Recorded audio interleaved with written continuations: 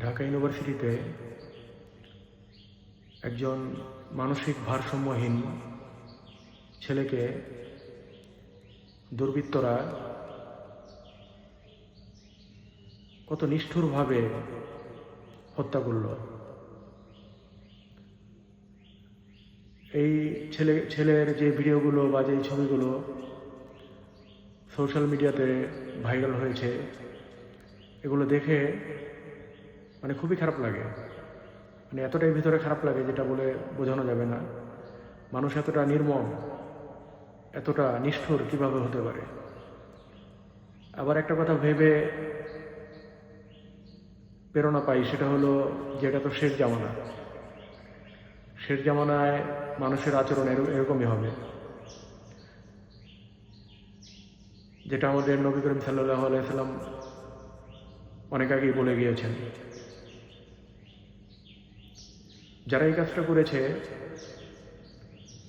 তাদেরকে আমি কি উপাধি দিব বুঝতে পারতেছি না। তাদেরকে জালেম বললেও কম হয়ে যাবে। এত নির্মম, এত নিষ্ঠুরভাবে একটা মানুষকে কিভাবে মারে? তারা কি দেখে নাই যে জুলুমের পরিণতি কি হয়? তারা তো রিসেন্টলি এই দেশের যে স্বৈরশাসকের পতন হয়েছে সেটাও তারা দেখেছে স্বচক্ষে, যে জুলুমের পরিণতি কি হয়। এর আগেও অসংখ্য কাহিনী আছে জুলুম সীমালঙ্ঘনকারীদের পরিণতি সম্পর্কে, তো যেগুলো মানুষ জানে, কিন্তু এই জালেমরা কি জানে না যে মানুষের সীমালঙ্ঘন করার কারণে, অত্যাচারের কারণে, জুলুম নিপীড়নের কারণে আল্লাহ বিভিন্ন জাতিকে পূর্বে ধ্বংস করে দিয়েছে। এই সমস্ত জালেমদের জন্য আল্লাহ ভালো ভালো মানুষকেও তাদের সাথে ধ্বংস করে দেয়।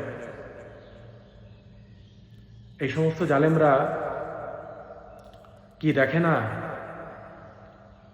বা জানে না যে পবিত্র কোরআনে আল্লাহ অসংখ্যবার বলেছে সীমালঙ্ঘনকারীদেরকে তিনি ভালোবাসেন না, সীমালঙ্ঘনকারীদেরকে তিনি ধ্বংস করে দেন, জুলুম নিপীড়ন যারা করে তাদেরকে ধ্বংস করে দেন। এগুলো কি তারা জানে না? হয়তোবা জানে না, কিন্তু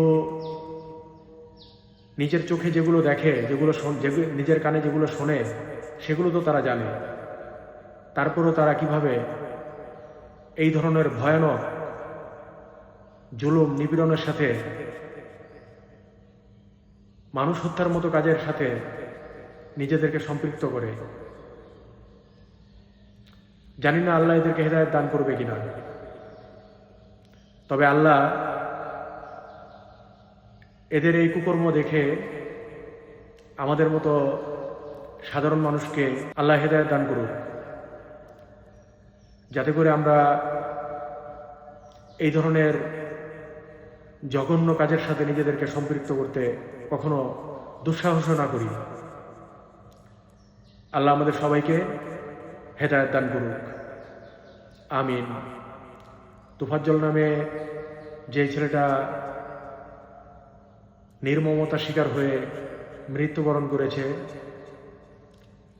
আল্লাহ সেই ছেলেটাকে জান্নাতবাসী করুক এবং সেই ছেলেটার জীবনের সকল গুনাহ খাতা মাফ করে দিক, আমিন।